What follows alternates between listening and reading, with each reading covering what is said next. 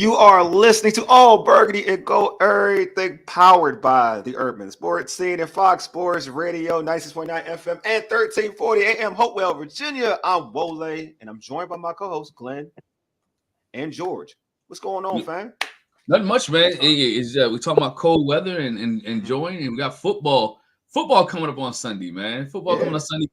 Daryl Green. Daryl Green Day. That's what I call it. Daryl Green Day. It's homecoming. Daryl Green Day. Homecoming. So, I'm excited. Yeah.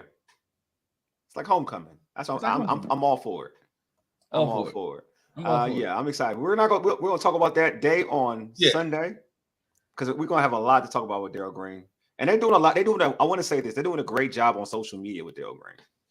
It is. With the whole the rollout is dope. It is, and I'm excited. I'm gonna be in the house. Nice. What'd you say, Glenn? I'm excited. I'm gonna be at the game. Yeah, I know. Yeah, you're gonna be there. I know. That's dope. That is the game. Like that's the game to go to. We told it was luck. Did not know that was gonna be that day. Did not guys from church are going. And we didn't know that was the day. I'm like, okay, it happened to be. How perfect is that? Yeah. So it is wild. It is wild. But all right, before we let's get into the particulars real quick. Subscribe to our podcast on Spotify, iHeartRadio, Apple Podcasts, and other podcast platforms. Just search All Burgundy and Gold Everything. Also tweet us at ABG_everything. Hit us up on IG at ABG_everything. Also on TikTok.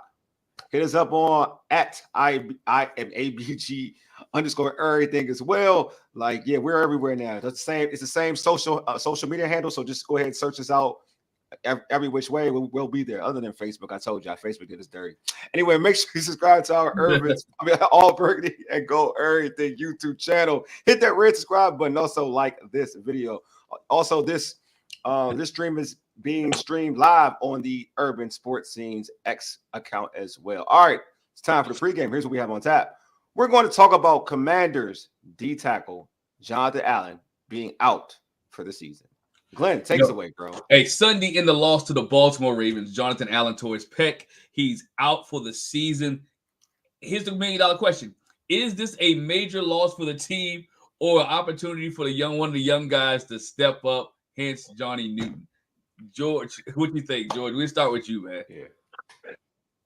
It's a loss because a defense that's struggling like ours can't lose any talented player, even if it's a talented player that we've all had questions about his production and all that. That said, I am looking forward to seeing what Johnny Newton can do with no more snaps because I, like everybody else, was surprised. Well, Washington took him in round 2, but at the same time also knew that in a normal situation, Johnny Newton would have never been there. What was it, 36 or 37, whatever it was we were picking. That he shouldn't have been there. He was there because of injury. That's all well and good. You know, I know a few people that have said very complimentary things about Sheldon Day, who they just called up from the practice squad. And I'll be honest, most of Jonathan Allen's production came in the last 2 weeks. Yeah. And before that, he didn't do much but talk. And last year he did nothing much but talk. And so I'm not nearly as twisted up about losing him as some other folks are. Yes, it's not good to lose a talented player, but we're second to last in yards per rush allowed anyway. So really, can it get much worse? Because I don't think it can get much worse. I think you said something interesting though. Like, I think to be fair, you said his last couple games he started to play well. So I do think that's when you're hurt. So it's not sometimes you start the season off slow, but then you show progression to play well.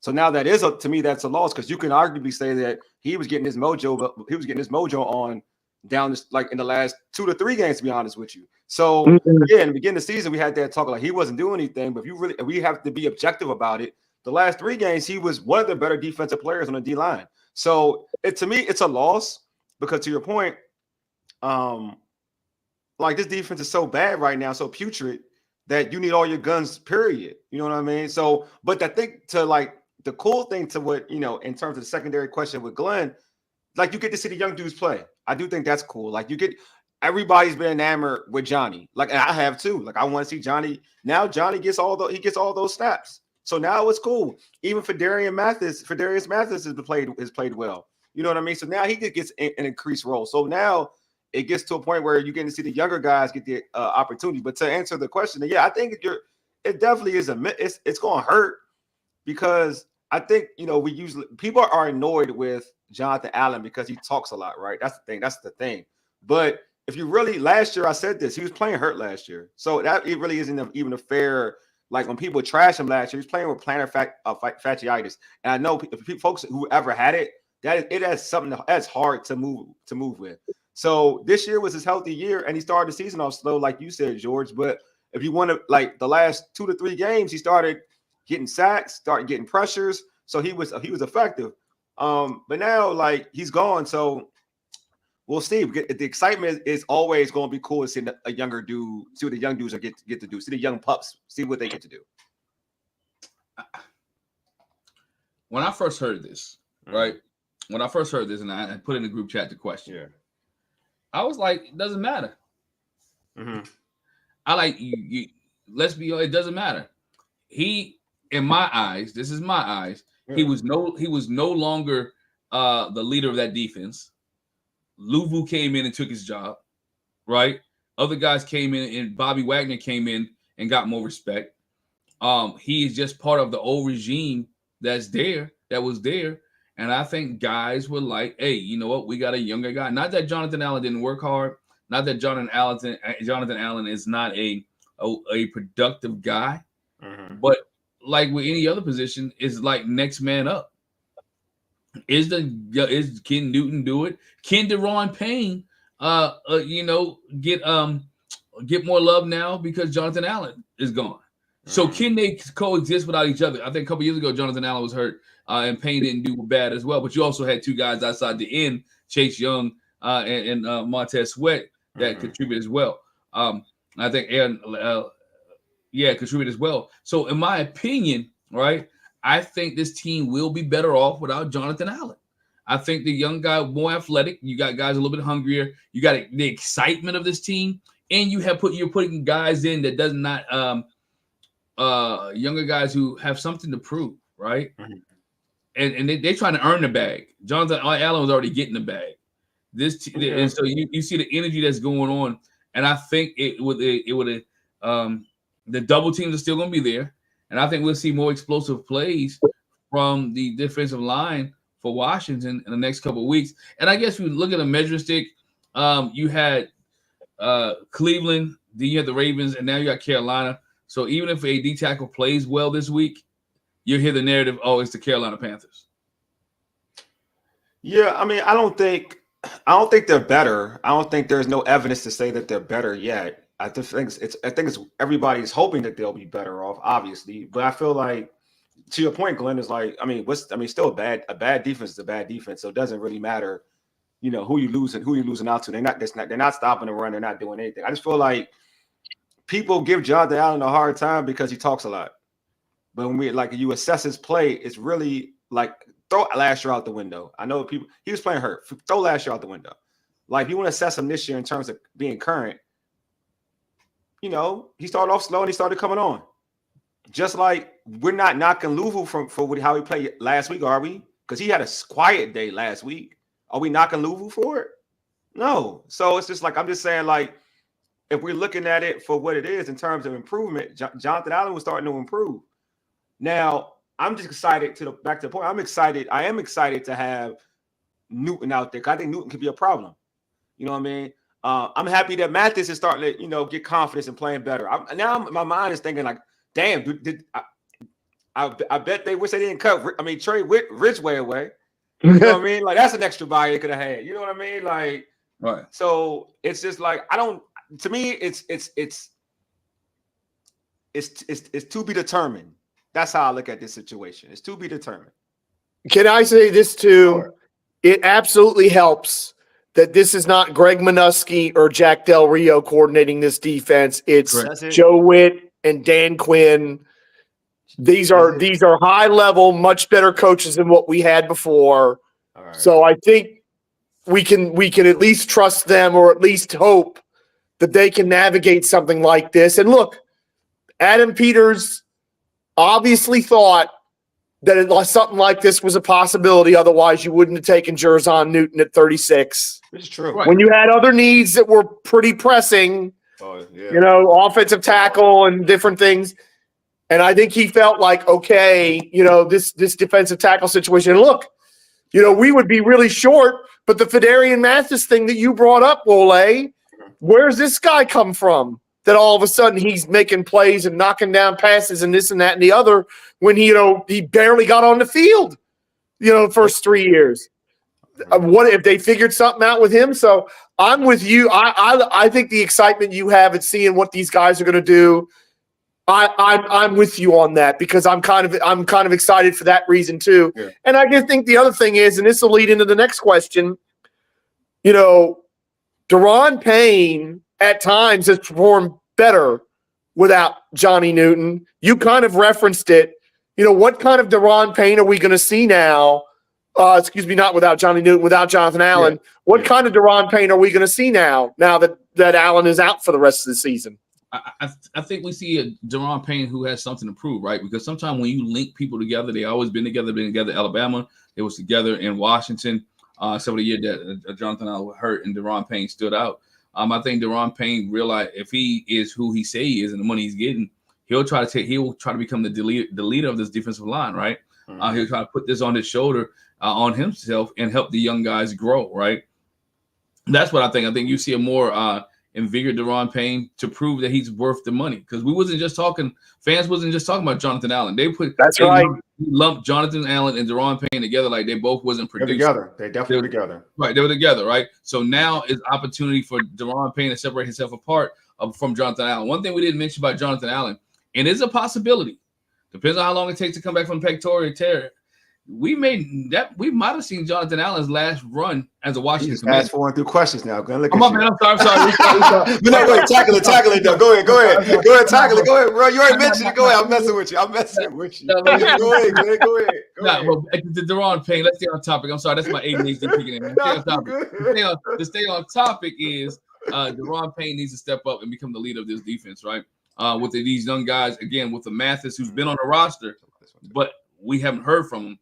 But his name has been called, like George said, for the last couple of weeks. Oh, yeah. Mathis' name has been called a lot. And Johnny Newton's name has started to be called a lot too. Mm-hmm. Starting to get more snaps. So there's an opportunity for Daron Payne, Newton, and all those other guys to solidify themselves as the new faces have been rising in Washington. New faces have been doing things. This could be the new Crimson and Gold wall. Is it possible that Newton and Mathis can complement Daron Payne's game better than Jonathan Allen could? I don't think so. I mean, I'm gonna be real with you. I just feel like ballers play, especially you inside. I don't feel like one dude's gonna make you better. That's just something that you gotta do.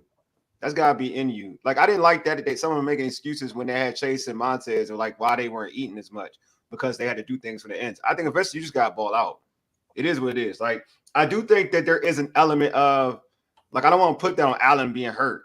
I would put it on now you got an extra incentive, like you got more motivation to show people, all right, it's my time. You know what I mean? Like now people are doubting you, saying like you don't have Allen around to kind of help you out anymore. So now you got to show the world that you that guy. You know what I'm saying? So I don't think it's more of do they compliment him better? I think that it's more like, all right, this is your motivation. Now you gotta look at this situation where you got paid the bag, bro. Like you gotta, like you one of them. You can't say, all right, you can't no one wants to hear the excuse that you're missing somebody.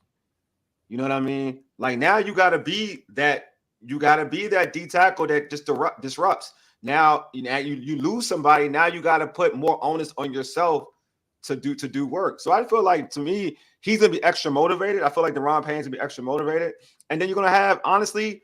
There's nothing better than motivated young legs. Keep it a buck. When you're trying to make a name for yourself in any career, and you get the opportunity to be a starter and to do work, that energetic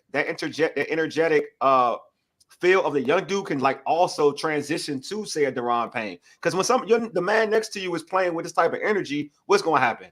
It's going to jump on you. You know what I mean? So that's what young players do. So I just feel like that youthful energy can also help out Deron Payne. But in terms of like making life, like, do they mesh better? I wouldn't say they mesh better, but I do think is one, the opportunity for a young player is going to thrive. It's going to jolt some energy into Deron Payne, and also Deron Payne's going to be extra motivated to show folks that he can do it. Like, not to say on his own. We got a comment from a couple comments. Dandon said, they're good with defensive tackle depth and Mathis and Newton. I expect one or both to step up. Step up for the defense. Paul said, it's a loss. It's a loss. It's a loss. It's a loss. Hurts the depth. It's a loss. I'm sorry. It's a loss. It hurts depth. And what Dandon said, Newton looks agile and is getting stronger as he plays more snaps.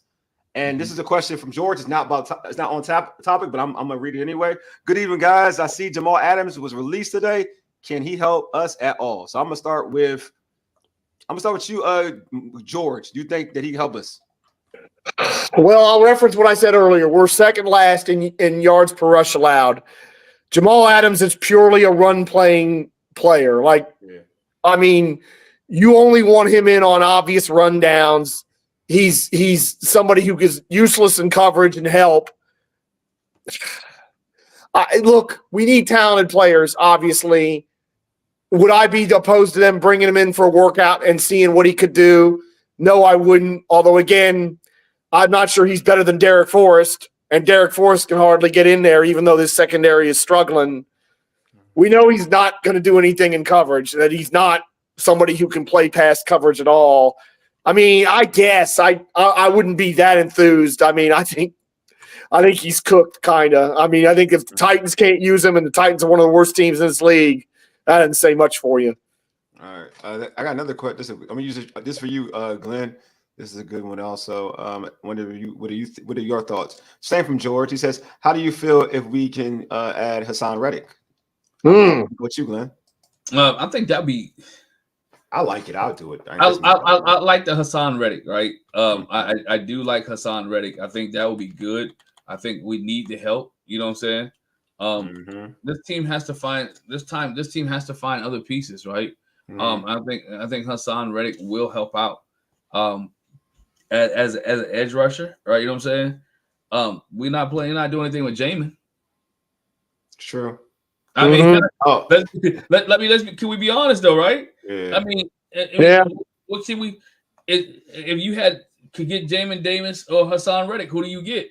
Yeah, and we can give Hassan Reddick a new deal. We can give him his new deal and make him happy. Right. I do like. So those are things. That's the thing I've got. Reddick's going to Atlanta. Okay, did that just that come out? Is he going to Atlanta? Oh, is Ray just saying that? No, Ray just. I don't know. Ray. I think Ray just saying that. I didn't see that. I was gonna say that'd be a move. That'd be a big move. That'd be a big move for Atlanta. If it happens, I didn't come on my alert. I didn't get the alert. I used to get those alerts. George also put out Jamal asked to be released. Jamal Adams asked to be released. So they let him go. So they obviously weren't that exercised about keeping him because No, somebody don't want to be there. I mean, they suck, so they're gonna let you go. Like the Titans are a team, so it's not like they're gonna fight it. Jeremy Lee was like Jamal, Jamal Adams is light skinned. Light skinned Landon Collins. I mean, I don't ever think Landon Collins was as good as Jamal Adams, but Jamal Adams' window of being really good was real short. And the Jets absolutely finessed this, or the Jets finessed the Seahawks on that one. Holy crap! He was all right with the Seahawks. He was all right with the Seahawks for a little bit, though. I ain't gonna lie. He was good with the Seahawks for a little bit. Yeah, but he wasn't 2 first-round picks good. Whatever they got for him. He wasn't Sean Taylor now. Yeah, definitely wasn't Sean Taylor. Jeremy said fans love bringing in name players without consideration of contract fit and their ability. I agree with that. That's what I was saying. I do think Hassan Reddick was a good fit. I do think Hassan Reddick would be a good fit, though. Oh yeah, Reddick would be a good fit here. Be a good fit, though. And there's several corners that would be a good fit here too. Yeah. I don't know. They trying to give up that draft capital though. Like I think we talked about that before. You gotta go for it in this NFC. That's just my opinion. But I mean, if you want sustained success, I don't know. If you keep going, you can sustain success. People don't always look at the 1 year. It looks like they have an opportunity. You can. This is an opportunity. The way they're building their team to have sustained success. So, what would you rather have? True. 1 year? No, I true, but you can get a corner without really compromising your draft capital that That's true. much. Depending on the deal. Put it that way. Depending on the deal. I totally agree with you. If you got a deal that's going to be good for you, go for it. All right. So, question for Danny has a question for who starts for Allen, Newton or Mathis? I'm gonna start. I think it's gonna be Newton. I believe it's gonna be Newton. But you go ahead, George. I'll let you go first. Honestly, the way Mathis has come on, part of me wonders if it's going to be Mathis just because they've been really good about building Newton slowly. Okay. That the only way to maybe continue to do that is to start Mathis and just, because it feels like Newton's snaps have been going up by like 5 to 10 and not 10 to 20. I haven't seen the snap count for this past week. So I kind of think Mathis, but I think Newton might play the more important downs, if that makes sense. Yeah. I agree. Glenn. I think Newton starts. I think Newton starts. You give the young guy the nod to be a starter. You already got. We talked about earlier. We talked about the atmosphere that's going to be in the place. HBCU Day, Darryl Green Day. It's HBCU Day too. You got all this that's going on in there, right? So you give it to the young guy, let the excitement, see what he can do as a starter, right? Everybody talks about this guy's upside and how he learns fast and how he's a great athlete and great player. He's recovered from his injury. So at this point, I think you see where he can be as a starter. And I'll say it this way. I'm going to use some of Wole's terms. It's homecoming. You playing a cupcake. You let the starter play. You let the young guy play. Right? It's homecoming.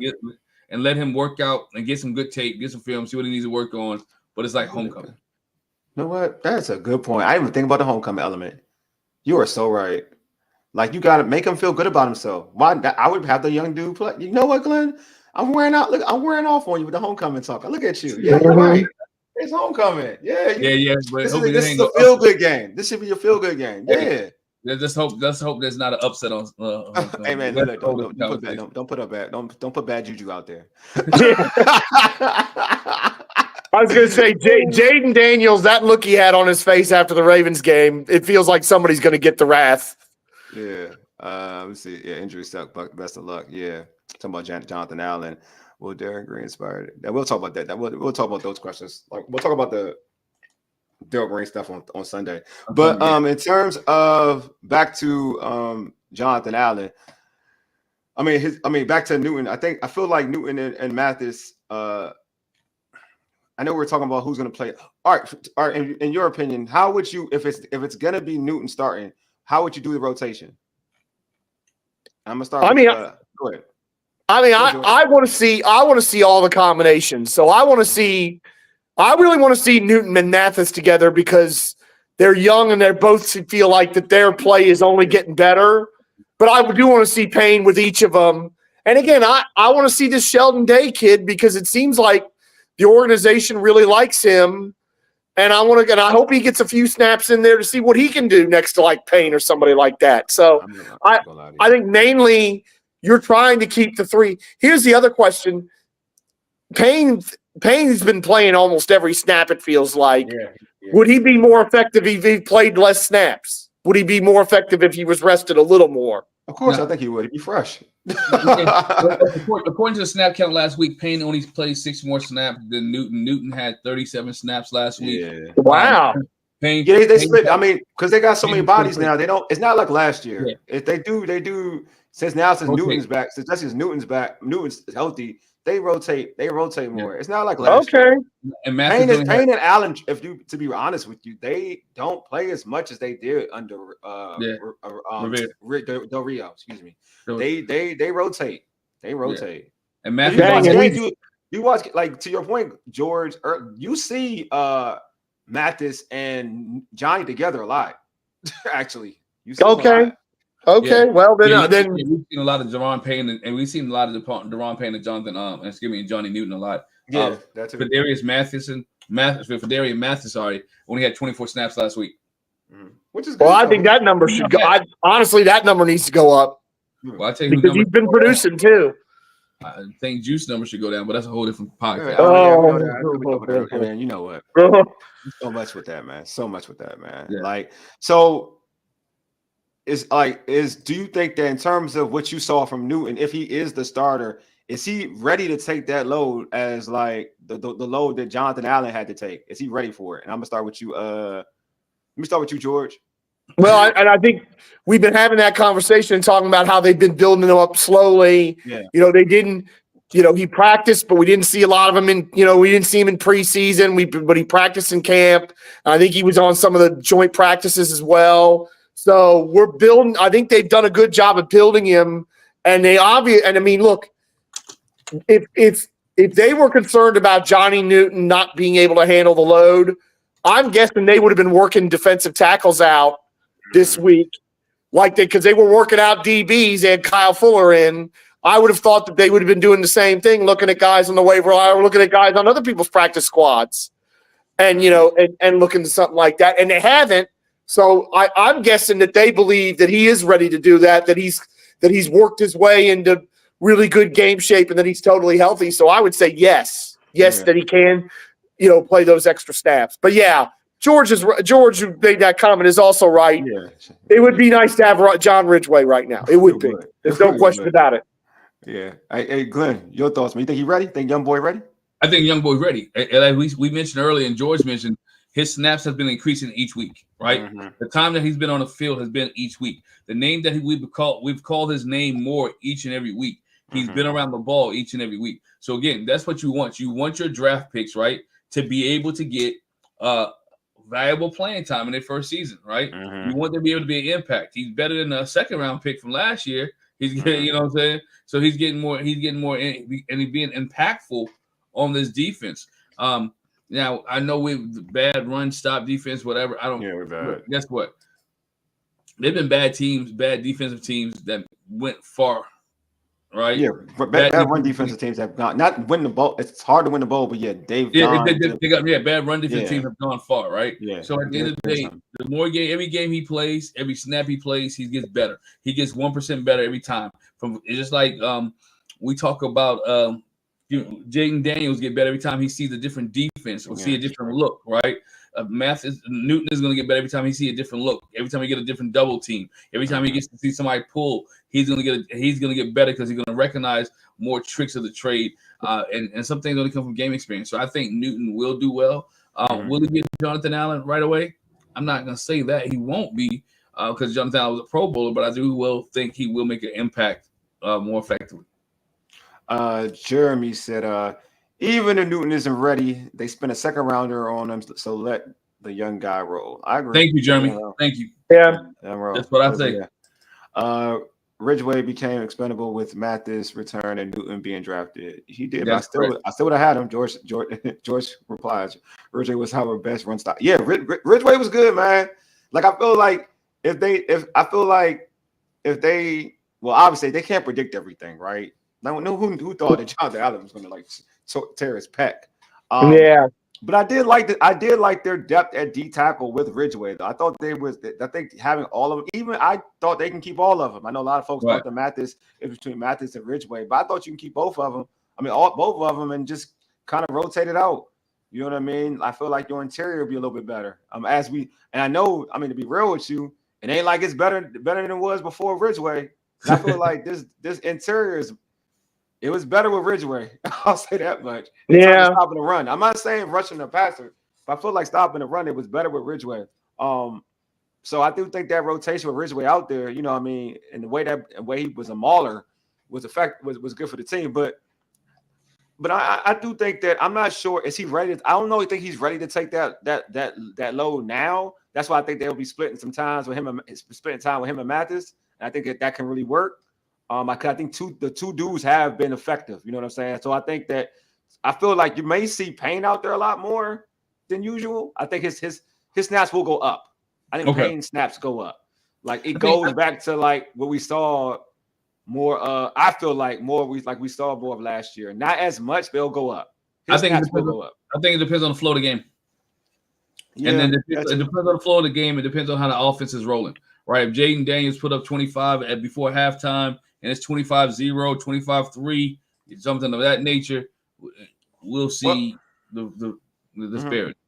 I mean, I feel like I'll say this. I feel like it, to your point, I don't think it'd be the offensive scoring. I feel like you'll get that type of like what you're talking about. I feel like it'll be more how the defense is playing, to be real with you. So if they're doing okay with the rotation as like the good breaks or whatever, then yeah, I'm with you, Glenn. I think that they'll play it by, they'll go with that. But if say Ridgeway, say if Newton and Mathis aren't balling, like they're not stopping the run, then you're going to see Payne out there a lot. You know what I mean? So it's going to be, I think it's going to be a trial by error thing when you see on Sunday. But go ahead, George. I cut you off. Go ahead. No, I mean my only point is this: is that if we didn't have this injury, I think our main topic of discussion tonight would be this front seven in general. Because look, everybody in the building knew what was happening in the last 3 minutes. They knew Derrick Henry was getting the ball, and you had to stop them to give the ball back to your stud quarterback who's been killing it all year to win you the game, and he couldn't do it. And everybody in the building knew what was going to happen, and this front seven couldn't perform, couldn't come up with the stop that we needed to give Jaden Daniels one more chance. So change is not necessarily a bad thing here after something like that. I will say this, though, to counter that. A lot of NFL teams, he does that to a lot of NFL teams. He does. Everybody does. I know. I mean, look, he ain't the king for nothing. As I said last week, he ain't the king for nothing. And it's easier. I'll say this much.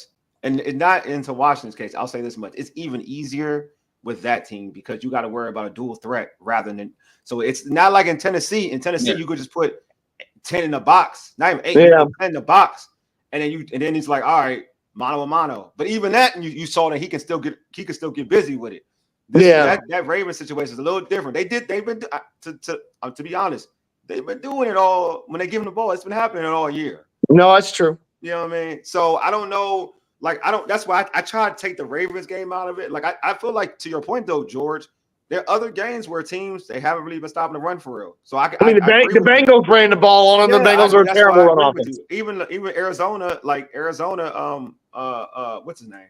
Connor had a good game. Well, everybody tends to. If you look at the average yards per carry, they do pretty well. So to your point, I agree with you. I just wouldn't. The Ravens game is a little hard for me because it's like Derrick Henry has been doing. He did it like 3 straight weeks to everybody. Like he's the king. He's the king. You know what I mean? The best in the league. So are you the best running back in the league right now? For real talk. You know what I mean? But you wanted to say something, Glenn? I feel like I cut you off too as well. No, man, you good. No, we good. All right, yeah, but yeah, I just feel like, but it's interesting. I think the overall thought with Newton, I think that Newton has. Let me put this out there: Newton has the ability to be better than Jonathan Allen. I feel that way. I personally feel that way. But like Glenn said, we're talking about a Pro Bowler. I know people forget that. Like Jonathan Allen was a Pro Bowler a couple of years ago. And again, I know people want to reference last year, but he was playing with an injury, so you didn't really get the real Jonathan Allen. I would prefer folks judge Jonathan Allen. You can judge him prior to injury, like this season prior to injury, or judge him the year that he was healthy, and then you know what you got. I feel like Jonathan Allen, he's a guy that I've always been a fan of in terms of his style of play because I feel like he does a lot of good things out there. You know what I mean? Everything was magnified a little bit more over the last couple of years. The way, obviously, you finally had I think the whole front four was kind of like being magnified, had a magnifying glass on in terms of like at that time you had Chase, you had Payne, you had Allen, you had Sweat. So everybody expected all these dudes to ball out. And when none of them dudes, well, Sweat did. I'm not going to put no shade on Sweat. When them other dudes they really produce, then all those dudes got negative flag. Payne started getting negative flag. Allen got negative flag. Obviously, Chase got out of here, negative flag, right? So now, that's kind of carried over. If you want to be keep it a buck, like Payne is getting some. Even like if you look at Deron Payne, like he hasn't had like multiple sacks, but if you he's been destructive. He's been disruptive. Yes. He has been disruptive, but he hasn't gotten sacks. But people are now. We all talk about you got to finish plays though. I'm not making excuses, but it's not like he's not doing anything. He's not like a person just stealing a check. Like he is putting effort. You know what I mean? You got to look what they're doing too. I mean, there are the double teams that he gets, the double team that Allen get. It frees up Frankie Louvu. It does. It frees up Bobby Wagner. So if the linebackers are getting there, if Jonathan Allen, and that's been a big thing too. We talked about double teams all year, right? If Jonathan Allen's been getting double teamed, Deron Payne's getting double teamed, the linebackers making tackles, and Luvu and Wagner are on pace to have a great year with tackles, right? So you gotta look at the whole aspect of the whole thing of their job. It's not just tackles, not just sacks, but it's also to open it up for the linebackers to be able to flow. I agree with Jeremy. I think the O-line not getting to the second level. I think Jeremy on a similar scale you on. He says without a difference maker at the end, Payne and Allen were seeing steady double teams. I agree with that, bro. Yes, and it's why that if Myles Garrett is available, you at least have to ask if you're Washington. You really think that he got to stop mentioning Myles Garrett? He's not going to be available. Dude, D-Mitty made the point on our post-game show.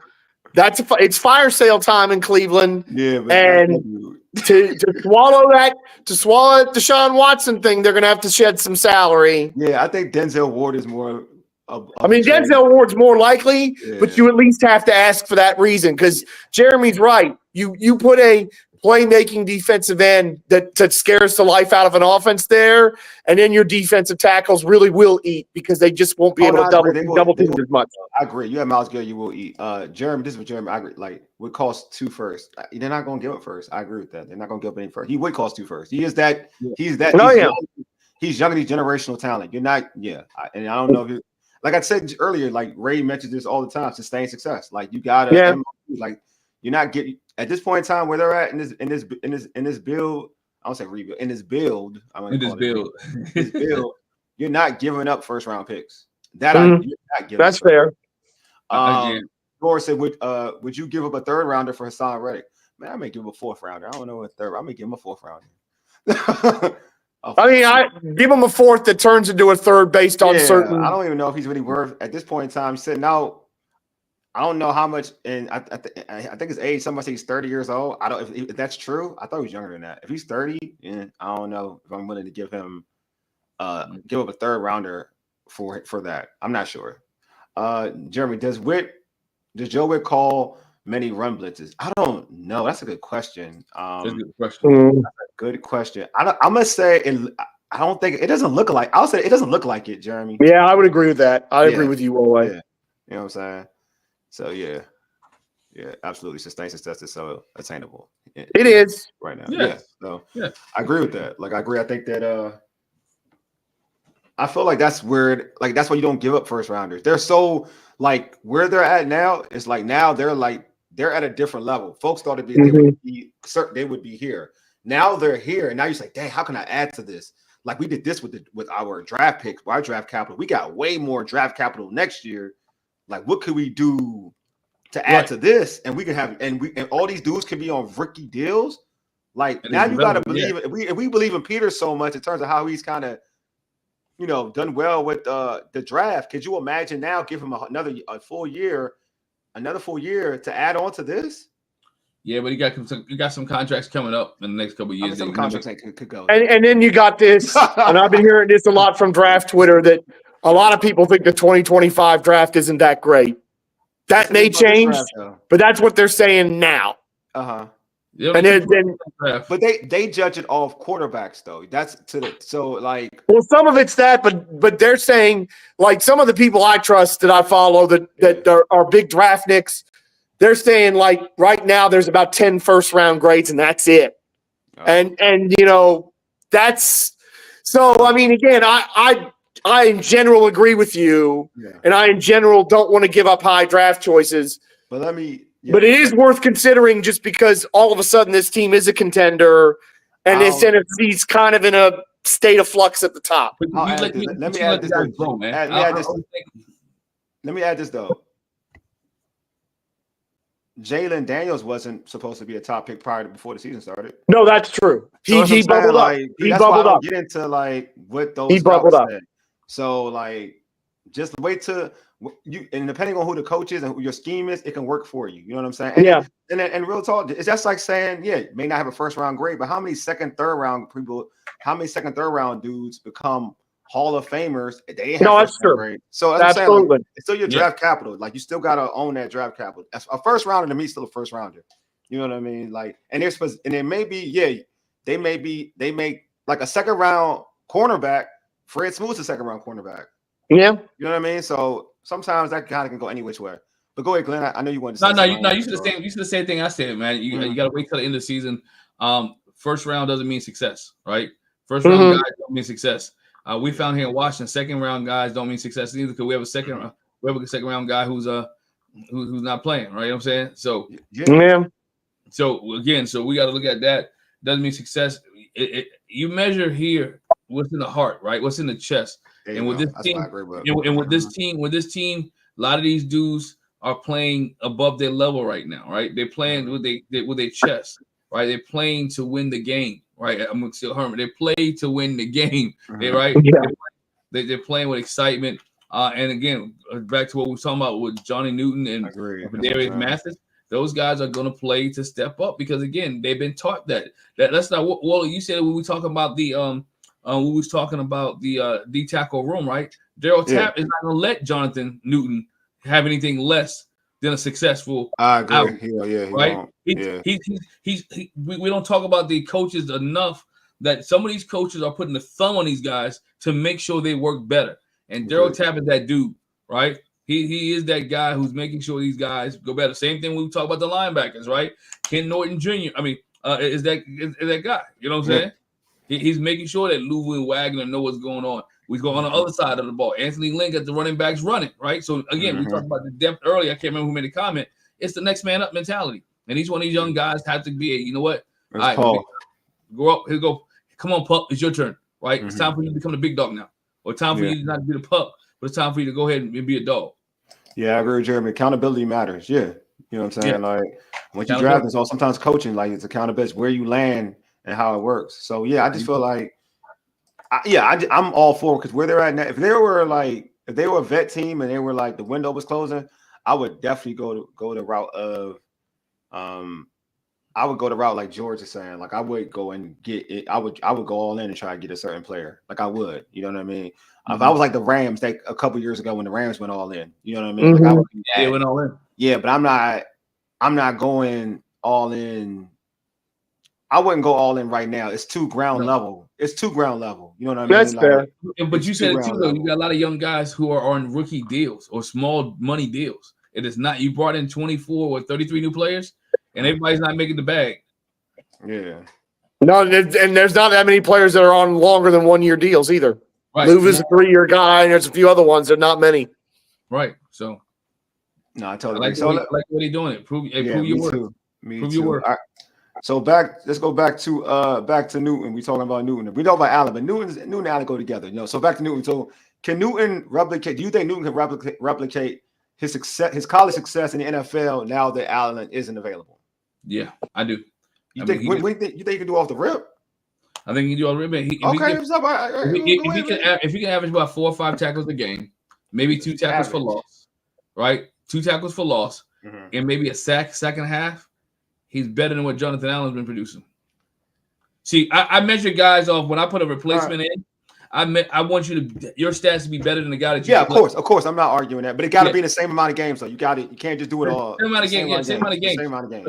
And starting, same amount of games starting. Totally. Same amount of games starting. So to answer your question, it's going to take a few games for us to get the evidence. Is the Newton thing a success? We can't measure. Like I said, we can't measure it off this week because you're playing the Carolina Panthers, but the game does count. Yeah.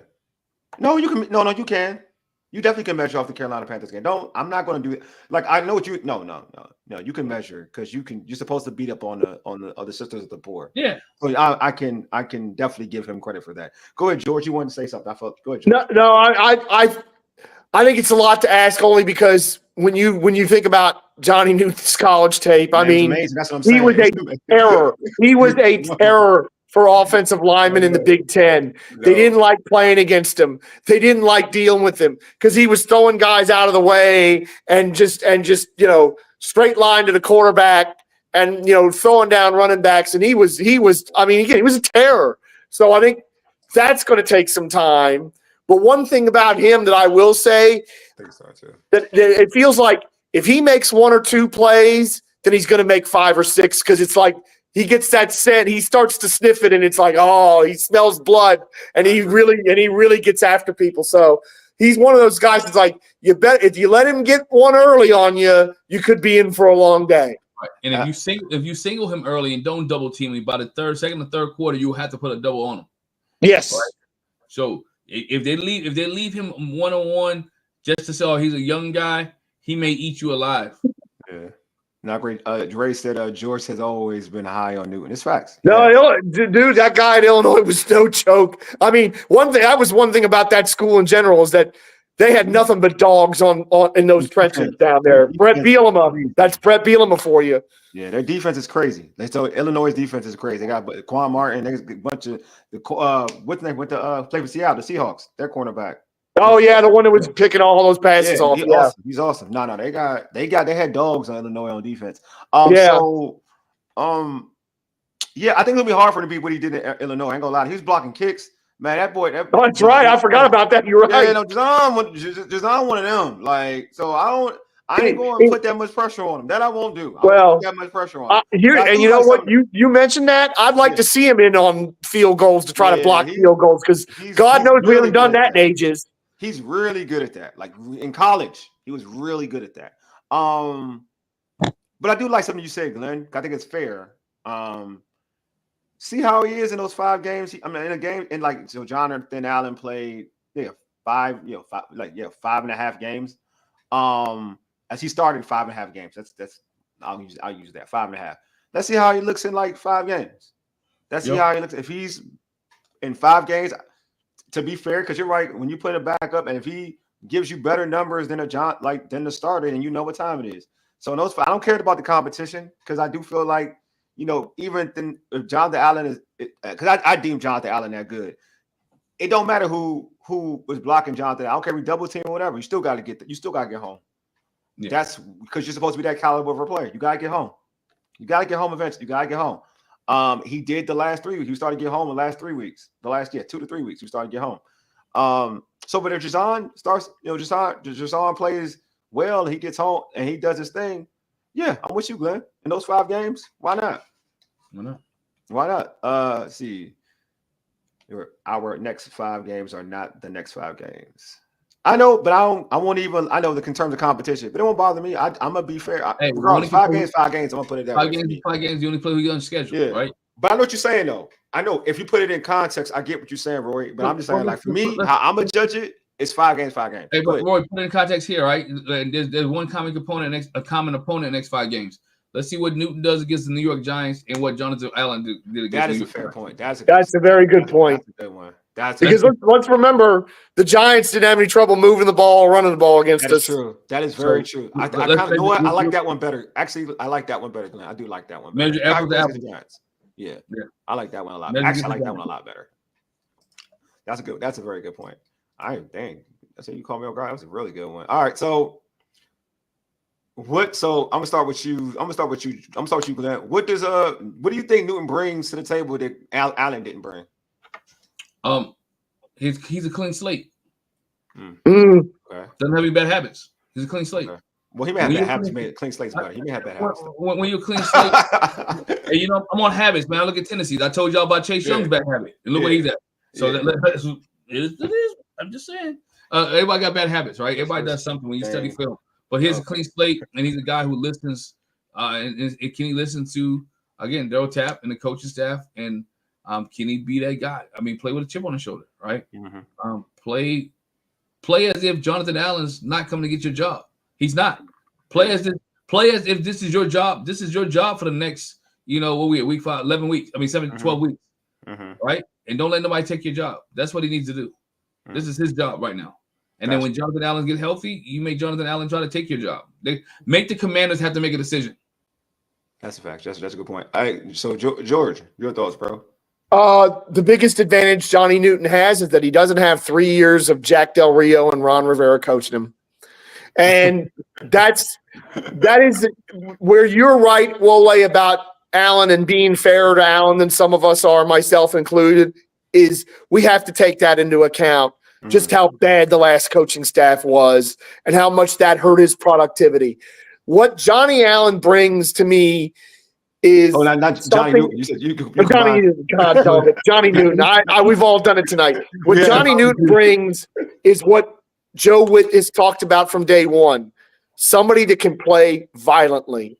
Mhm. You've seen it in college. I've seen it. You're a fan of a Big Ten team in college football. I am too because of Maryland. Yeah, And Johnny Newton at his best is a very violent football player very who is going to bury an offensive lineman, and then after he buries him, will go bury the quarterback. So I think that's what we've been talking. That's what we've always been thinking of with Joe Witt, and he's talked about it repeatedly. I want players to arrive at the football violently. Johnny Newton is somebody that does that. So yeah, I'm gonna put something that George said. He said Jer'Zhan is much quicker and faster than Allen. He is, and the most important thing that I said earlier, which is to me the main thing, he's younger and has more energy than Allen. That's what he brings to the table. He dumb young, so he'll know any better. So he'll know any better. He dumb young, and that's good. Sometimes you need guys like that who's just excited to be on the field and want to make a play. Have you ever hear anybody describe Johnny Newton? He's a boatload of energy. You hear that all the time when anybody talks about him, assesses him. He's a boatload of energy, nonstop action. That's what he is. At this point, that's not Jonathan Allen. That's not. So he got a motor. Young boy got a motor, and he's everywhere. That is the most exciting thing. Is that and I hope they let him lose, because I feel like sometimes what coaches do, especially D-line coaches or defensive coaches in general, is that when you got a guy like that, you try to keep him in the box, or he got to stay in his lane. For him, somebody like him, I want him to go. Like, I just want him to go. See ball, get ball, go. Like, because he has that type of energy. He's that type of demon. He can be on demon time. Like, he is. This is an opportunity for the young man, to be honest with you. To not just I totally agree with Glenn saying that there's an opportunity to, for next year to be like, all right, Washington got to make a decision on Allen, right? And we'll get into that topic later. But I do there's an opportunity for him to make a name for himself to really push that through. Like, really push that through. You know what I mean? So but the good thing about him is that he's young. He don't know any better. He don't got no pressure on him. There's no pressure on him. Like, I'm gonna go ahead and play. That's his pressure. I'm gonna go look, who am I? The dude I replaced, no knock on him, but with him on the defensive unit, ain't like we was number one. You know what I mean? Like, everything here is free money, baby. It's free money. This is what we doing. We doing free money right now. So I'm out there to have fun. To me, that's him right now. I'm out there to have fun. You know what I mean? So I think that the one thing is it's young and being dumb. That's a good thing. Young and being dumb and don't know any better. Secondly, is that energy. He has so much energy. That's something that Jonathan Allen doesn't have. Jonathan Allen, like, we're in the age of like social media and all this other stuff where Allen and Payne, they see it. I'm sure they see it. They see the negative stuff that they get, and it drains you. You know what I mean? It drains you. So you're not playing free in the mind a lot. Some of these players, these young athletes, they don't play free in the mind. Johnny, everybody got love for Johnny. Everybody ready for Johnny. They've been waiting for Johnny. It's just like if you look at Jaden, everybody loves Jaden. Jaden, he owned the city. Like, there's freedom. Everything. Jaden getting voted Rookie of the Week, and his numbers don't even say he should be Rookie of the Week. That's how much love Jaden get. You know what I'm saying? Like, they don't have internet in Chicago, apparently. Obviously, that's what I'm saying. Like, that's what I'm like. It's just so Johnny on that right now. Johnny, you can't. Johnny in that thing. Everybody, if Johnny look on social media. Oh, Johnny about to eat. Johnny about to replace. Here you go. Johnny about to replace Allen. Johnny about to do this. Man, Johnny come this thing young and dumb. I'm about to eat. Johnny out there ready to have fun. I'm telling y'all. That's the advantage Johnny has, and I can't wait. Because I'm excited for Johnny. Because you said, like George, I've seen the Big Ten. I've been waiting for this moment. I've been waiting for this moment. And I like Jonathan Allen. I'm not even a Jonathan Allen hater, but I've been waiting for this moment. You know what I mean? That's all I'm saying. I love it. That's it. Like, Jonathan Allen is. Johnny is. I think Carolina in trouble. I don't think any of us hate Jonathan Allen. I think a lot of us just want to see something different.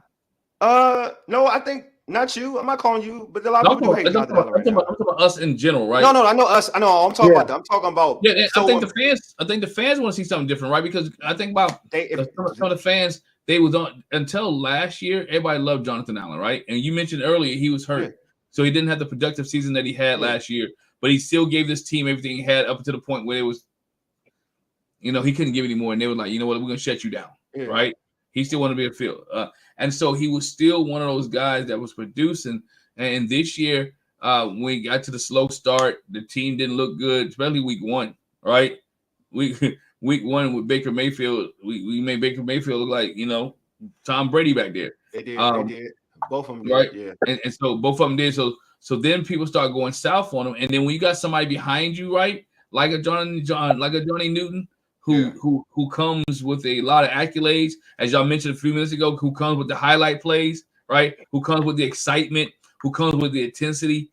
Then you look like, it's about the time to pass this torch, a la Hulk Hogan and Ultimate Warrior WrestleMania 6. It's time to pass the torch. All right, let's see if Johnny Newton can live up to that. So. No, I agree with this. I agree with Rory. I hope Rory's got a good point. Yes, he was messed. The pressure people are putting on him is ridiculous. I ain't putting pressure on him. That's what I'm saying. I'm not. I think he's just playing young and dumb. I agree with you though. I hope people don't think he's gonna come out here and be like Warren Sapp. I agree with you. I don't think that. He likes the pressure though. If you listen to him talk, he wants the pressure. He wants to be the best, and that's what you want. When you want guys who want to be the best, and he wants to be the best. But I will say something that you said earlier about the fan. What I will disagree with you on is that. And not you, like personally. I think no, you good. Go ahead. Yeah, I'm talking about no. In terms, because I, going on being on like X and all that stuff and watching these fans. The reason why I think that is not the first thing they mention is he need to stop talking.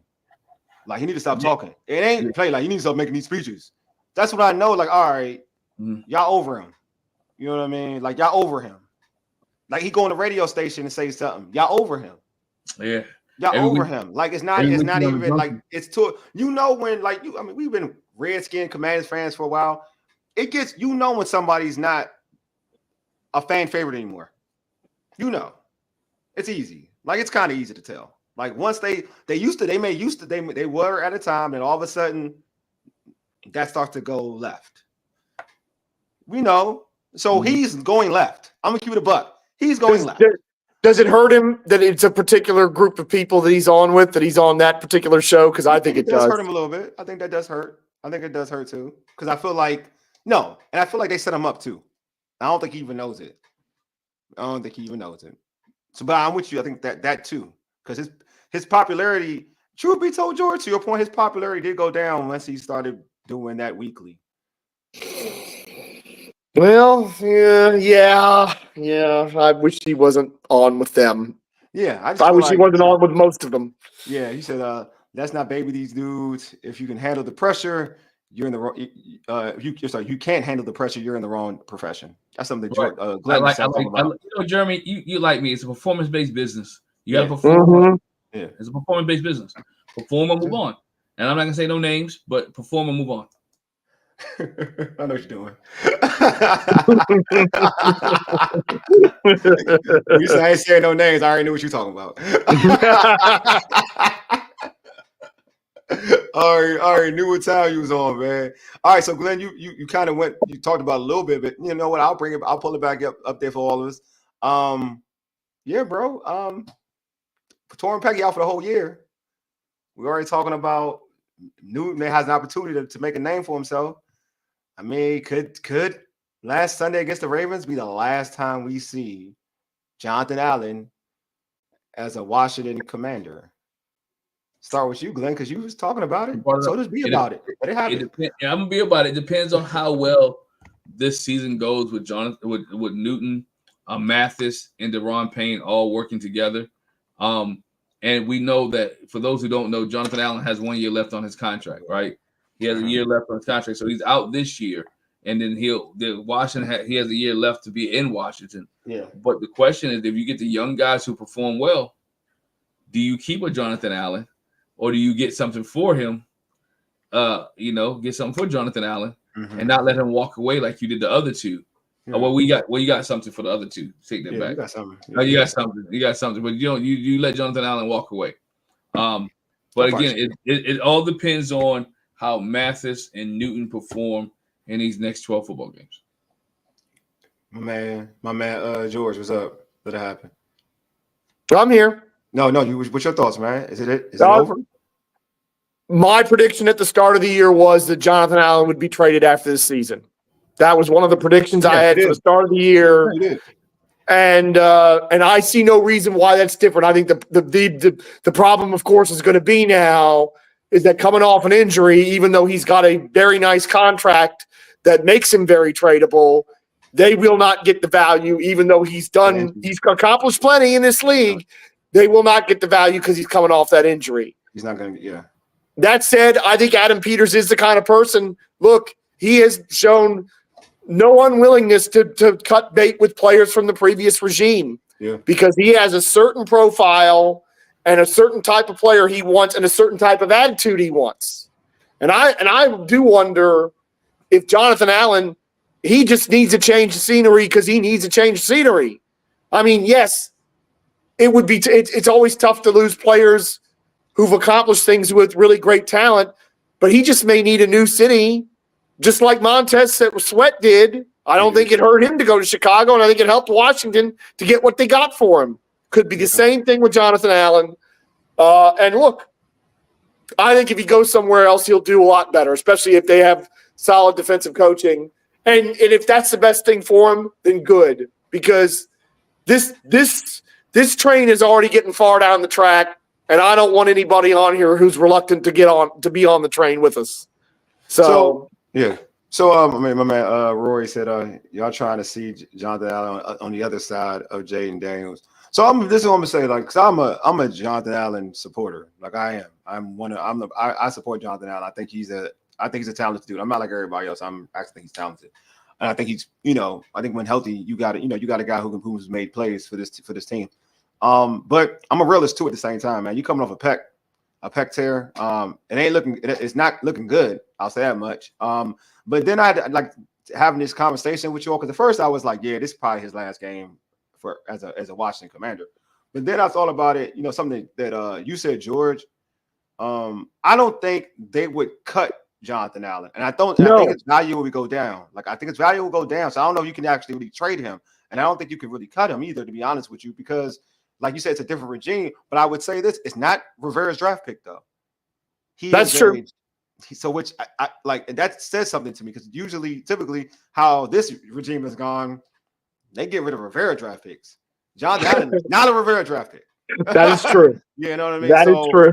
And he's different from, like, regardless of what people hate about the way he talks. I've covered Jonathan Allen. I've been in the locker room with him, and he's loyal. He's loyal, and he is the type of football player coaches like. Yes, he is that type of, like, forget the talks that people hate. Him talking to the media, and they're like, oh, this speech and blah blah blah. He is, if you want to take him for what he is as a football player, he is the type of player that coaches like. He's a teammate too. Coaches like. Exactly. So it's going to be interesting. It's all, truth be told, obviously, it's going to be dependent on what Jer'Zhan does. Like, let's be real. It's just like a backup quarterback. If a backup quarterback and your starter was struggling a little bit, but this back, all right, no, easy. Tom Brady, Drew Bledsoe. There you go. Like, starter gets hurt. Brady plays awesome, gets him to, like, a certain level. Now that changes the whole dynamic of your team. So if Jer'Zhan goes in looking like a beast, obviously it's going to change in the offseason. Something's going to change in the offseason. So, yeah, I agree. I'm like, my thing is, like, it's all to go back to it. It's very, very possible, but it's also dependent on how Jer'Zhan plays. Like, if Jer'Zhan just looks like a rookie who has ability, is that good enough to kind of take over Jonathan Allen? Nah, but if he comes out looking dominant, like a potential defensive rookie of the year, defensive rookie of the year, then that discussion changes, obviously. So I think it's all predicated on what Jer'Zhan does. Because I can't say I know he's not getting cut, though, because I felt like, if anything, to George's point, he could have been traded this season, mid-season, if he was healthy.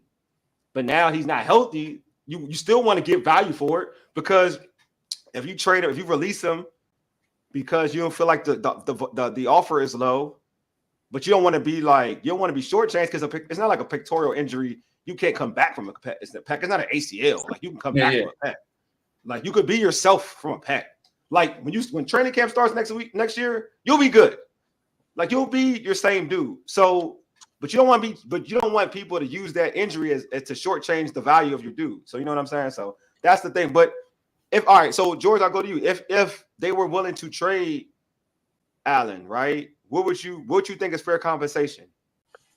Oh gosh. I know I'm going to get in trouble for saying this, but I think right now, I think we'd be lucky to get. I think a third rounder would be good because I think we'd be lucky to get better than a fourth. Because again, the injury, you say you can come back from a pec injury, yes, but we've seen. I mean, that basically ended J.J. Watt's career. Was pec injuries. Sure. That basically took him out. He had multiple ones. And he had multiples, but it is the sort of injury that reoccurred. That's true. So, again, what gives Allen a lot of value is his previous accomplishments and the fact that is a contract that is a very nice contract because it's non-guaranteed. So it's the sort of thing that can be reworked and you can do an extension for a decent price. You can do all sorts of different things. But I think it's tough because, he's going to be coming off an injury that is, for the position that he plays, is probably one of the worst injuries you could have. So I don't know if we could do better than a fourth rounder right now. Granted, let's remember something with Adam Peters. He probably values those mid to late round picks more than anybody because that's what he did a lot of in San Francisco, and he had a lot of home runs in the middle and day 2 and day 3 of the draft. I mean, he values his picks, period. He was hitting in his first 2 rounds too. This past year, yes. George says, why they never tried Jonathan Allen at defensive end to see what he can do? I would actually like that, to be honest with you. That's a good idea. I would move him at defensive end just to play him with the three tackles, have Jer'Zhan, Payne, and him at the end just to try it out. Like they moved up. They did that. They moved what's his name around? I mean, he's not my man. Who retired? Not Aaron Donald. I mean, they moved Aaron Donald around. Donald did it. I mean, you might as well try it. I'm not mad at it. We already have it here. Like Mike, we already have 9 picks and for our top 100. Yeah, some draft picks. That's why we're hopefully going to make a deal for a cornerback in the next few weeks. Who? A corner? That's what I'm like Denzel Ward or somebody like that, or J.C. Horn or whoever. I mean, you can get. I mean, yeah, if you can get, depending on the DA. I mean, they are young too. It's not a bad deal to get a young. I was going to say I would like that deal done before we play the Bears because the Bears right now that they're going to eat against us on offense when we get back. I'm not really worried about. Look, man, I ain't gonna lie to you. You got to score with us. That's all I got. You got to. I understand that, but it's like you don't want to be in these damn shootouts every week if you can help it. I've already accepted that this is what they are. I'm okay with being in a shootout. I've accepted it. Like I don't know why people be like, look, and I'm be real with you. Usually, this is the honest to God truth. When you're a bad defense, you're a bad defense. No, listen, like 99. Dude, I'm be real. 99 Redskins. I remember. Yeah, it was tough to watch every week, even though they were winning. Yeah, one dude ain't gonna save this defense, and that sound good. It ain't gonna save. As you saw last week. And Jeremy, I'm going to use his name. As you saw last week with St. Juice, they'll follow the bad ones. You can get one corner. But they'll follow the bad one. But the ripple effect, if the ripple effect can get you to mediocrity, because that's all we need is a mediocre defense. I ain't asking for good. Just give me mediocre. I don't know what you want to go 2 slots up. I'm just telling you, this defense ain't look. You got Joe Horn. Look. Mikey was playing cornerback. How many times do you hear Mikey's name? It takes 2 to tango on cornerback. I know. So let's just say Mikey's name was Joe Horn. J.C. Horn. Let's just say that was his name.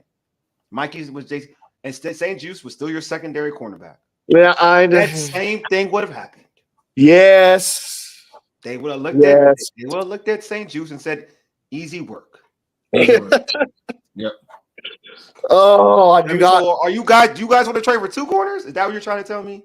Well, that isn't the worst idea ever either. But because you're still going to, because unless then you saying Mikey's starting. All right. Because honestly, The only thing I'm looking forward to with that game is that I have Roma Dunze, so I hope Roma Dunze is lined up against Fantasy Benjamin football, St. bro. Just. Actually going against your own Yes. team. You are terrible. Say. It's money in fantasy football, man. I tell you, it's terrible. You got to say the truth as it is, mister. Oh man, Jeremy, how many seasons has this team has this? I mean, how many seasons has the team be 8-9 or 9-8, and was a first round exit? And it was a first round exit. Is that what we want for this team? Jeremy, we have Jaden Daniels. We may not be a first round exit this time, especially if we get a home game with Jaden Daniels. I'm just saying that. I have just to want say, to put that out there. I feel like if Robert never got hurt, we would have had a win in the first round. Yeah, I hate that. I hate that year because I feel like that's true, but that Robert ultimately did that to himself. No, I'm just talking about. I'm not talking about who did it to himself. I'm just saying hurt. I'm just saying, I know. Like, I'm not. See, I don't use like. I'm just saying that year. No, that's true. No, You're right. I was mad. No, believe me, it was. Yeah. That was. Yeah. Here, let's not. You know what? Let's not go down that road. Yeah, let's not go down that road. Let's not do that. BSJ is a good DB3 if he shouldn't be on a wide receiver 1 or 2. I mean, he shouldn't be. I mean, you know what? Last week he couldn't guard wide receiver 3 or 4. Hey, Rory, I'm not even going to do that. Rory's right, but Rory, I'm not going to do it this week. I told myself I'm not going to be as mean to St. Juice as I was. I feel like you trying to pull me in, Rory. I see what you're doing. You trying to pull me in. You know what I mean? You trying to pull me, and I'm not going to do it. See, you got my man Jeremy. Hey, Jeremy. I'm not. Jeremy, see what Rory trying to do, Jeremy? Jeremy, you see what Rory trying to do? I ain't going to even do it, man. I ain't going to even do it. You see it? Like, you see it. Look, I see you. See, Jeremy, look. I see your chat. See? Bring it back in. Bring it back in. Bring it back in. I'm not. I ain't going to do it. See, Wole went to church this week, and he's not going to do it. He's a reformed person here. He's doing it again. Chill, Jerry, chill. Chill. You got to chill. Yeah, Jeremy is right though. Jeremy is right though. Remember Peters was in the booth against the Ravens with the owner, and I'm sure Peters was embarrassed about the defense. He's going to make some changes before the trade deadline ends. I agree. Michael, I agree with you. I just want y'all. I don't want y'all to be disappointed when nothing happens. That's all. Well, and that's fair. But I'm just trying to make sure y'all. And again, I would have laughed at the notion of Washington being buyers a month ago. The only reason I'm here now is they can win this division, and with a little luck, they might even have a shot at a top 2 seed. And then who knows what can happen from there. And just the thought of a home playoff game with this new regime and this quarterback, it'll be something totally different. Like the home field advantage will be real in January and December in a way that it hasn't been since we were kids. See, Roy, not all of us on this panel. Yeah, so Roy, I agree with you. I don't think I think we all listen to his messaging. I don't think he's making a deal. Like I just don't. Okay. I just don't think he is. I don't think that's his stride. That's his mode.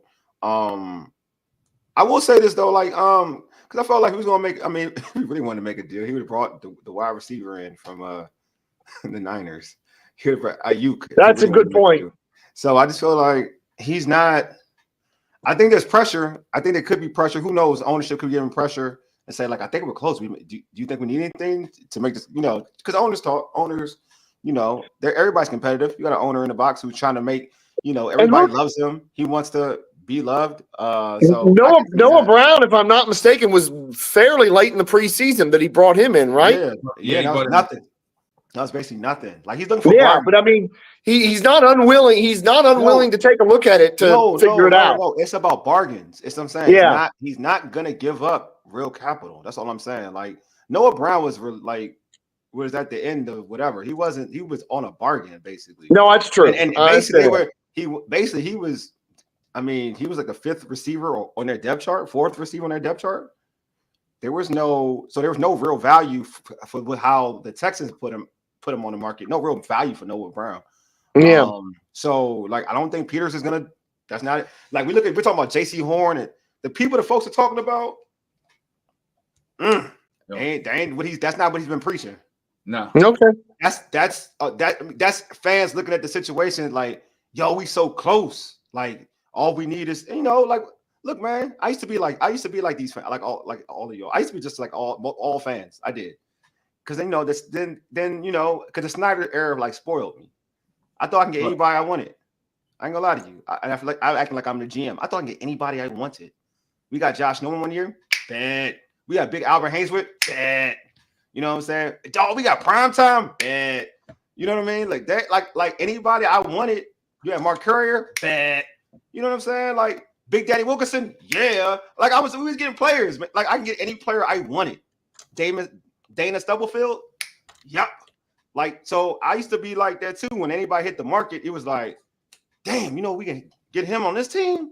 So, but then after when Snyder got real cheap and decided not to do that anymore, I weaned myself away from that. Like, yeah, but he was playing fantasy football. Yeah, but then when what's the with Allen? When Allen came, when they brought Allen, and Allen was being real stingy with the money.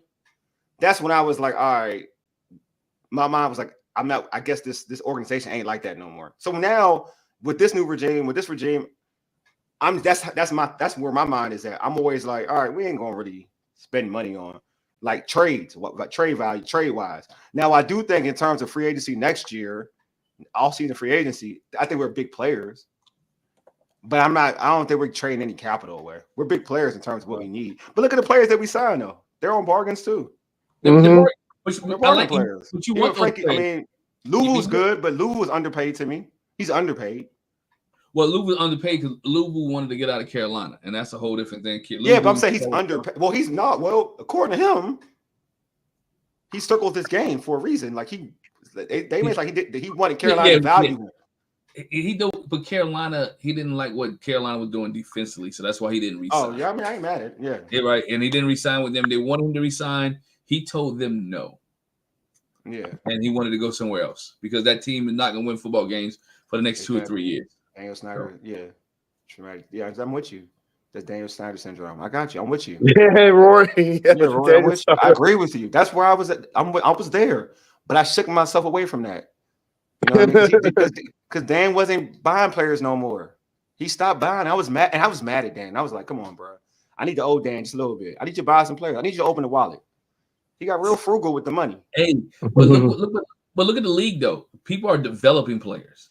I agree. That's what I'm saying. They're developing players. They're developing players, developing teams, and that's how they win in championships, right?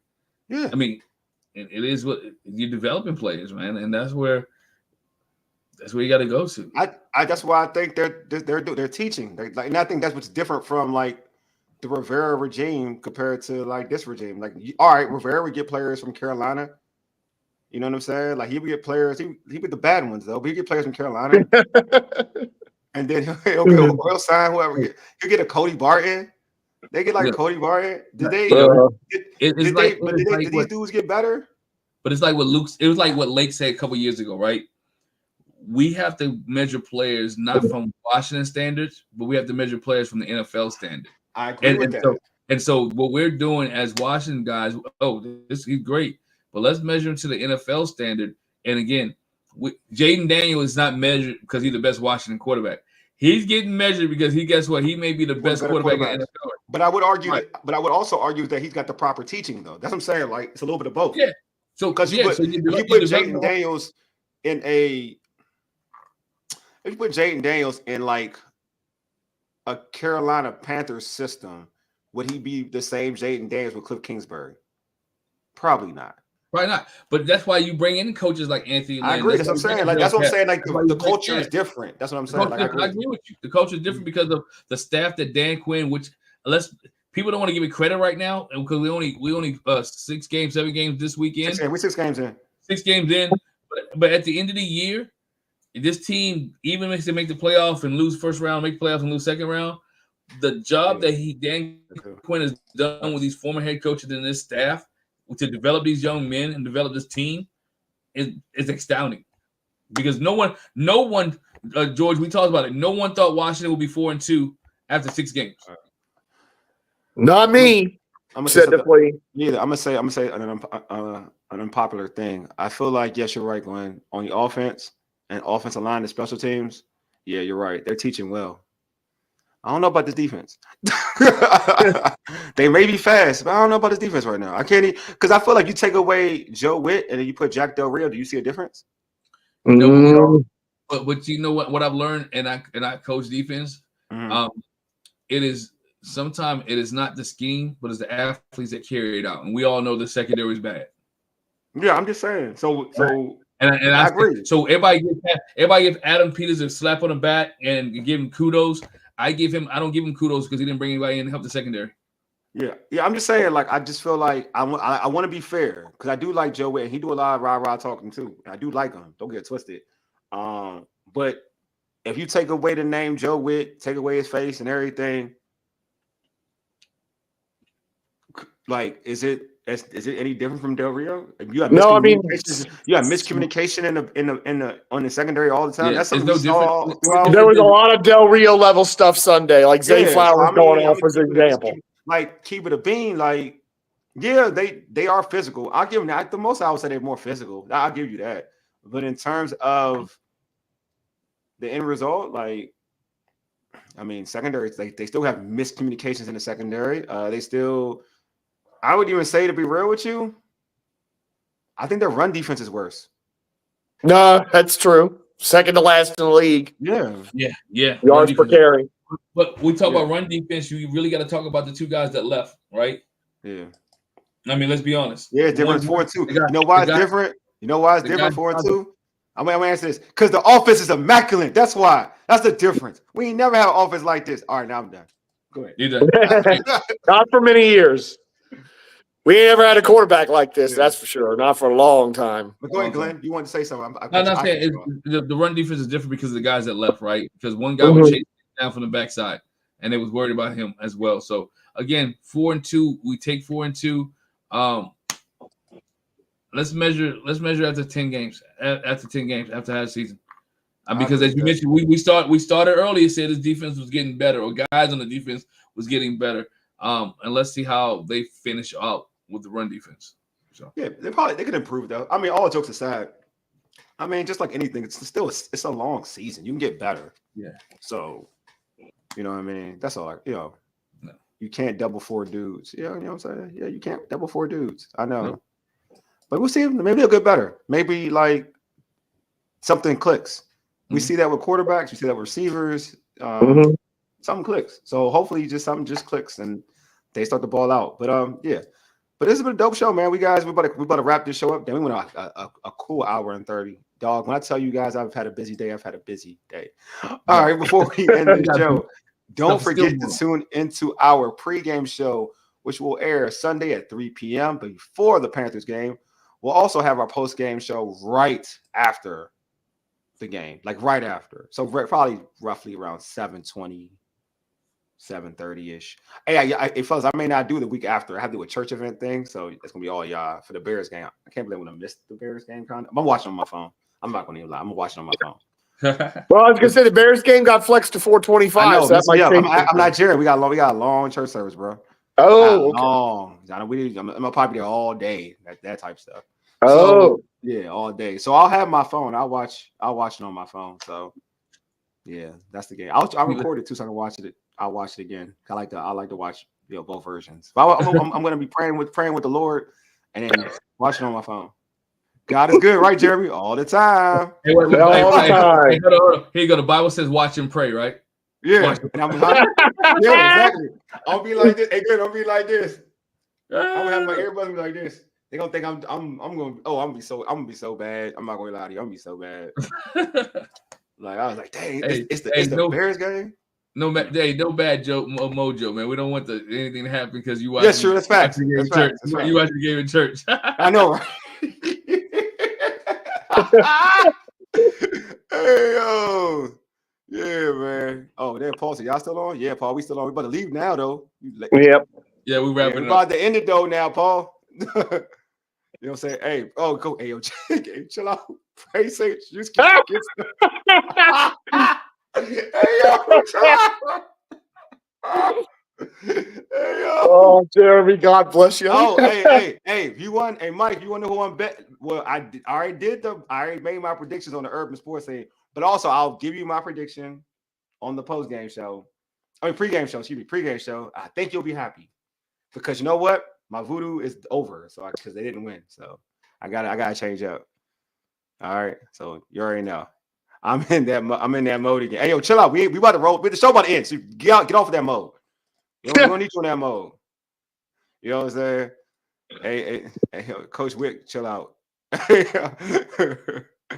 All right, yeah. About that. All right, here we go. He said about time. Yeah, all right, dang. Look, I did it for the team. You mad at me?